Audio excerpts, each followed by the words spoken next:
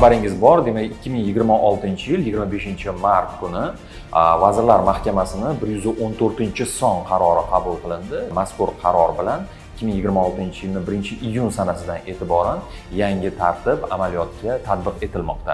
277-son qaror va 277-son qarordan keyin 114-son bu qarorni qabul qilinishiga nima turtki bo'ldi?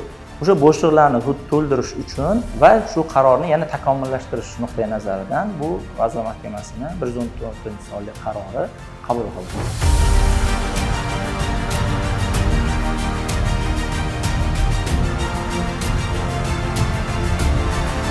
Aynan bir tashuvchining qo'lida ma'lum miqdordagi ruxsatnoma blankalarini to'planib qolishiga sabab bo'lgan. Shunaqa? Shunaqa, ya'ni to'planib qolishi o'rnida yuki bor mavjud tashuvchilariga zarur bo'lib turgan paytida o'sha ruxsatnomani shu tashuvchiga berish imkoniyatini cheklab qo'yadi.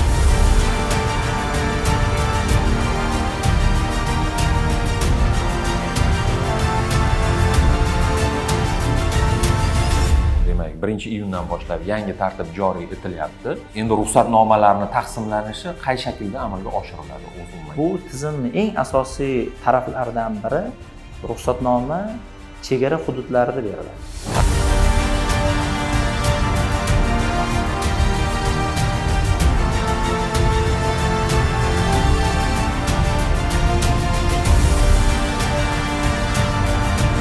Asosiy muammoli jihat tanqis bo'lgan ruxsatnoma blankalari bilan bog'liq vaziyat. Tanqis bo'lgan ruxsatnomalar bu Vazirlar Mahkamasining qarori bilan qat'iy tasdiqlandi. Ya'ni bu nima beradi? Oldindan tashuvchilarimizni reja qila olish imkoniyatini beradi.